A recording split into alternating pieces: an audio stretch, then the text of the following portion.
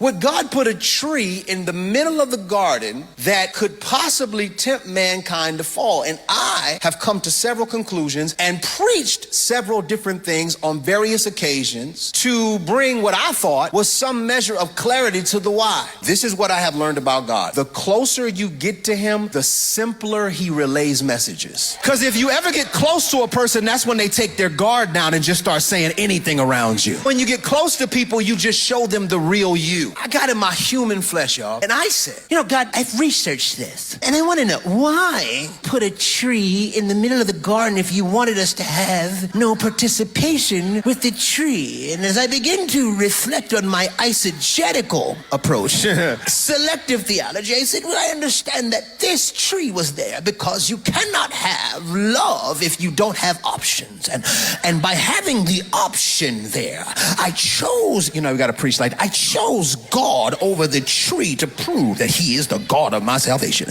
And he did the thing that he does when he does it, because after God gets done doing what he did, then he did it to the...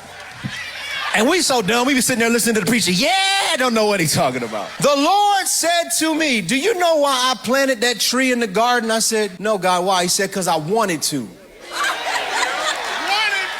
The earth is the Lord's and the fullness thereof. The world, he said, I don't need your permission to decide what I plant or where I place it. It is so arrogant for human beings to ask God, why would you plant a tree that tempts me? Well, the question is, why are you tempted by what's not yours in the first place?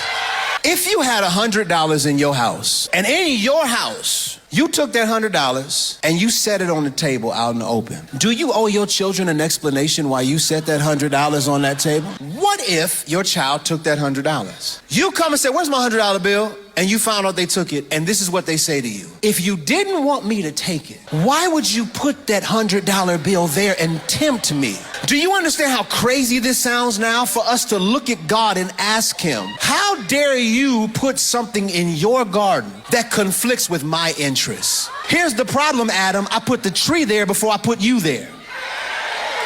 So if God planted the tree of the knowledge of good and evil, then that meant that the seed came from him. So why do I need the seed if I have the sower? I don't need the tree, because the one who put the knowledge in the tree is the one I have access to. But when you are selfish, you bypass what you really have access to, pursuing what your flesh desires.